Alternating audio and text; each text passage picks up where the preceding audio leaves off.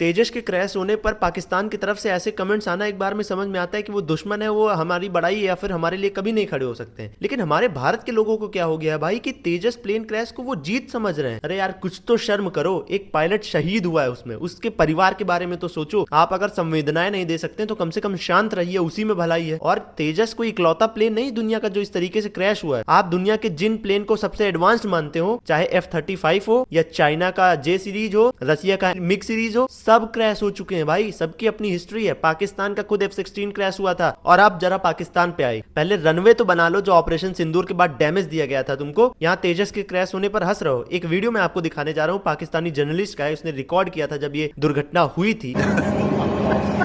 अल्लाह की तरफ से अल्लाह ने देखो आज हमें भेजना था।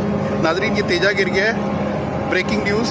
ये तेजा जहाज इंडिया का इस साइड में नहीं गिरा, शुक्र है ये तो आकर भाई हम शहीदों से बच गए। ये जर्नलिस्ट है, सोचिए कैसे हंस के क्या बातें कर रहा है, आपने सुन ही लिया। बाकी अब मैं इस पर कुछ नहीं बोलूंगा। लेकिन जो हमारे भारत में तेजस के क्रैश होने पर मजाक बना रहे हैं, प्लीज मत करिए। ये समय होता है देश को एक करने का। आतंकवाद का मुद्दा हो या देश का नुकसान होता है, ऐसे क्यों बार बार हमारे देश के अंदर से ही विरोधाभासी आवाजें उठती हैं। ये मुद्दे राजनीतिक नहीं है, ये मुद्दे आपको बांटने वाले नहीं है। इन मुद्दों पर एकजुटता की जरूरत होती है। और जब तक देश एकजुट नहीं होगा किसी मुद्दे पर, तब तक बाहरी दुश्मन हमारा फायदा उठाता रहेगा देश के अंदर से ही। इसलिए एकजुटता बहुत जरूरी है। बार बार ये चिल्ला चिल्लाकर आपसे निवेदन इसीलिए किया जाता है कि एक रहिए। सरकार के खिलाफ मुखर होकर सवाल पूछा जाएगा, ये भी मैं आपको बताता हूँ। तेजस को दावा किया जाता है कि 60% तक इंडिया में बना, लेकिन हकीकत ये भी है कि तेजस का इंजन जो है वो आज भी अमेरिका से लेना पड़ रहा है। ऑपोजिशन को इस पर सवाल करना चाहिए, संसद में मुद्दा उठाना चाहिए कि हम इंजन कब बनाएंगे। इंजन बनाने की बात हो रही है, लेकिन क्या इन फाइटर प्लेन के इंजन को रिप्लेस करेंगे जिनको हम अपना सबसे अत्याधुनिक